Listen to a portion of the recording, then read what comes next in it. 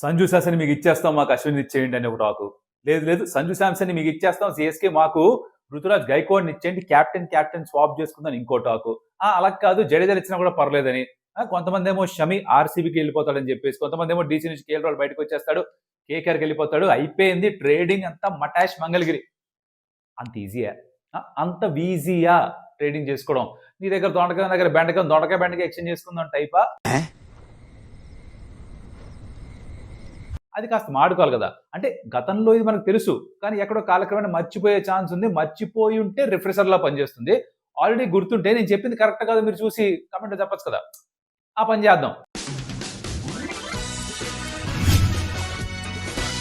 ఈ ట్రేడింగ్ సరే, ఇదో విషయం బాగానే ఉంది, కానీ ఇలాంటి వీడియోస్ కనుక మీకు నచ్చితే లైక్ బటన్ కొట్టి పెడితే మాకు చాలా హెల్ప్ అవుతుంది. బికాస్ ఇంత ముందు వీడియోస్ కూడా చేశారు ఆ పని. దానివల్ల ఏమైందంటే ఎక్కువ మందికి వెళ్ళింది, కొత్తగా వ్యూవర్స్ వచ్చారు, వ్యూస్ పెరిగాయి వీడియోకి. అదే మరి చేసి పెడితే చాలా హ్యాపీగా ఫీల్ అవుతాం. మీరు లైక్ కొడితే ఈ ట్రేడింగ్ ఆస్పెక్ట్ గురించి ఎవరికి డౌట్ ఉందో వాళ్ళందరికీ వెళ్ళొచ్చు వీడియో. ఆ పాసిబిలిటీ ఉందన్నమాట. అలా కొత్త వాళ్ళు ఎవరైనా చూస్తున్నా కానీ consider subscribing, because that will be a huge motivation for అస్.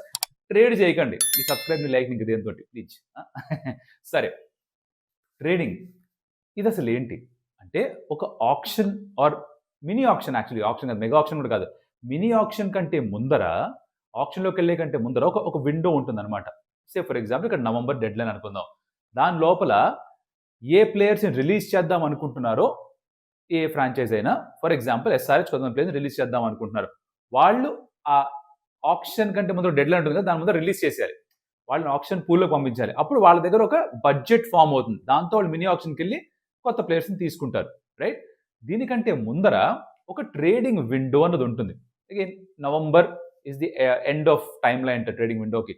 దీంట్లో ఏంటంటే ప్రతి సంవత్సరం తర్వాత, ప్రతి సీజన్ తర్వాత ఆ టీమ్స్ వాళ్ళ దగ్గర ఉన్న ప్లేయర్స్ పర్ఫార్మెన్స్ బట్టి వాళ్ళని నెక్స్ట్ సీజన్కి ఉంచుకోవాలా వద్దా డిసైడ్ చేస్తారట. ఇది నేను అశ్విన్ పాడ్కాస్ట్లో చూసా. బేసికలీ 3 yearsకి ఒకసారి మెగా ఆప్షన్ కదా. సో మీరు మెగా ఆప్షన్లో ఒక ప్లేయర్ని పిక్ చేస్తే 3 years కోసం తీసుకున్నట్టు. కాకపోతే అది కంటిన్యూస్గా 3 years అని రూల్ లేదు. అది 1+1+1 అంటే ఫస్ట్ ఇయర్ తర్వాత మళ్ళీ ఆ టీమ్ సిఇఓ నుంచి ఒక ఈమెయిల్ వస్తుందంట, లాస్ట్ ఇయర్ నీ పర్ఫార్మెన్స్ ఇది, మేము ఎక్స్పెక్ట్ చేసింది ఇది, అదే పర్ఫార్మెన్స్ అప్రైజల్ తెలిసిందిగా. అలాంటివి జరుగుతుంటా. నెక్స్ట్ ఇయర్కి కూడా మీ కాంట్రాక్ట్ రెన్యూ చేస్తున్నాము అని చెప్తే కాంట్రాక్ట్ ఉన్నట్టు, లేదు రిలీజ్ చేస్తున్నాము అని చెప్పొచ్చు. సో ఇలా టీం ఒక నిర్ణయం తీసుకుంటుంటా కొన్ని సందర్భాల్లో. దాంట్లో భాగంగా ఒకవేళ కనుక ఎవరన్నా ప్లేయర్ని ట్రేడ్ చేద్దాం అనుకుంటే, ఆర్ ఫర్ ఎగ్జాంపుల్ ప్లేయరే వచ్చి ఇక్కడ మేనేజ్మెంట్ చెప్పొచ్చు, నాకు ఇక్కడ నచ్చట్లేదు, అట్మాస్ఫియర్ నాకు పెద్దగా సెట్ అవ్వట్లేదు, నేను అనుకుంది ఒకటి జరిగింది ఒకటి, ఇది మన ఐటీ జాబ్లో కూడా మనం జేడీ చూసి మామూలుగా ఉండదు, నెక్స్ట్ లెవెల్ స్టఫ్ అని చెప్పి లోపలికి ఇంటర్వ్యూ ఇచ్చేసి సెలెక్ట్ అయిపోయిన తర్వాత ఫస్ట్ వారం అయిన తర్వాత అమ్మ బత్తాయో అనుకుని బయటికి వెళ్ళిపోదాం అనుకుంటుంది. జరిగే ఉంటుంది. జరుగుంటే ఒక కమెంట్ పెట్టాలి మాబ్రం. ఇది జరిగే ఉంటుంది చాలా మందికి.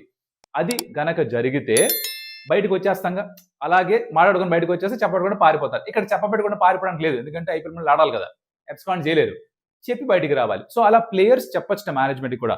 అలా వాళ్ళు చెప్పినా ఆర్ మేనేజ్మెంట్ ఒక డెసిషన్ తీసుకున్నా సరే ప్లేయర్స్ని ట్రేడ్ చేయొచ్చు. ట్రేడ్ అంటే ఏంటి? నా దగ్గర ఉన్న ప్లేయర్ని మీకు ఇస్తా, దానికి మీ దగ్గర ఉన్న ప్లేయర్ని ఆర్ డబ్బుల్ని మాకు ఇవ్వాలి, ఇది ఒప్పందం. అయితే ఇక్కడ ఫర్ ఎగ్జాంపుల్ సంజు శాంసన్ 18 కోట్లు తన ధర.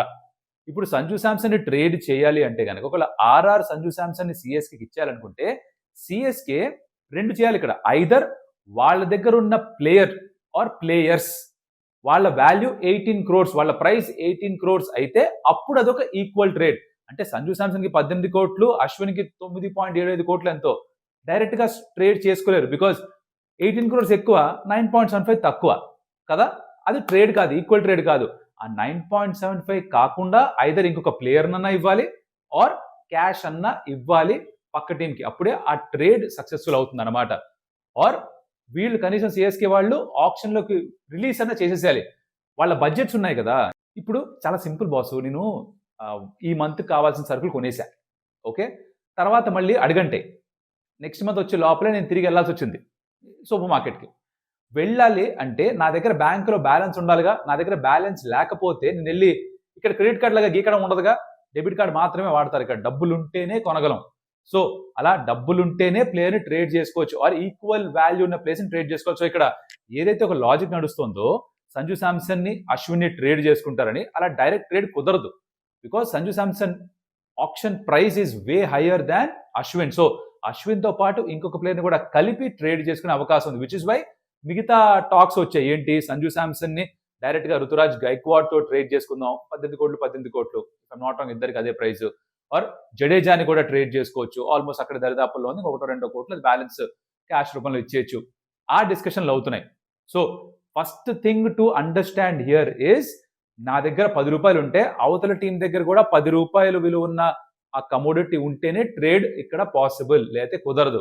సో డైరెక్ట్గా సంజు శాంసన్కి అశ్విన్ రాడు, దాని ప్లస్ క్యాష్ కానీ ప్లస్ ఇంకొక ప్లేయర్ కానీ ఉండాలి, విచ్ ఈస్ వై ఈ ట్రేడ్ ఆఫ్ సంజు శాంసన్ అశ్విన్ కాకపోవచ్చు, కానీ ట్రేడ్ ఆఫ్ పాసిబిలిటీ సంజు శాంసన్కి గైక్వాడ్ది ఉండొచ్చు. బట్ గైక్వాడ్ వదులుకుంటారా సిఎస్కే తెలీదు. అంటే ఇంజురీ కన్సర్న్ లాస్ట్ సీజన్ దానివల్ల పెద్దగా ఆడలేదు తను, అలా అని చెప్పేసి ఇప్పుడు ట్రేడ్ చేస్తారా? I don't really think so. Shivam Dube ఏమన్నా ఇచ్చేస్తారా?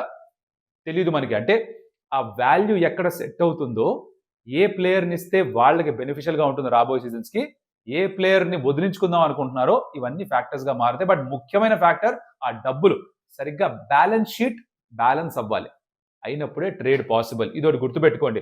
సో ఇక్కడ షమీని మీకు ఇంకొక ఎగ్జాంపుల్ ఇస్తా, లైవ్ ఎగ్జాంపుల్ ఏదైతే ఐపీఎల్లో జరిగిందో మీకు గుర్తుందా? 2024లో కదా, జీటీ నుంచి హార్దిక్ పాండ్యా ఎంఐకి వచ్చాడు, ట్రేడ్ చేసుకున్నారు.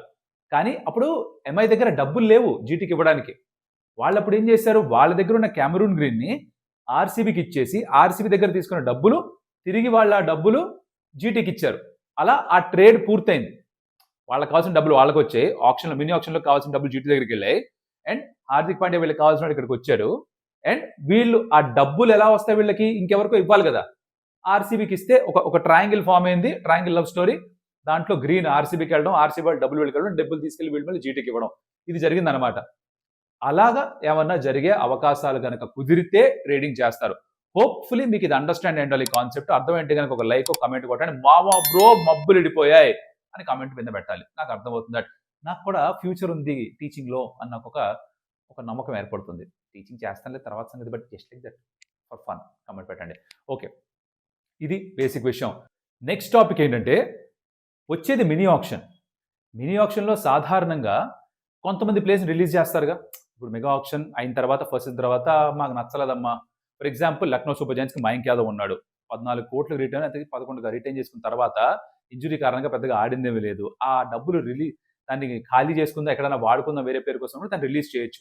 రిలీజ్ చేసినప్పుడు డబ్బులు వస్తాయి. ఆ డబ్బులు దగ్గర పెట్టుకోవడం కూడా ముఖ్యం. మినీ ఆప్షన్కి వచ్చినప్పుడు ఏ ప్లేయర్స్ ఉంటారో అప్పుడు కానీ మనకు అర్థం కాదు. ఇది ఆప్షన్ విండో ఓపెన్ అయినప్పుడు తెలుస్తుంది మనకి ఏ ప్లేయర్స్ అవైలబుల్గా ఉన్నారో.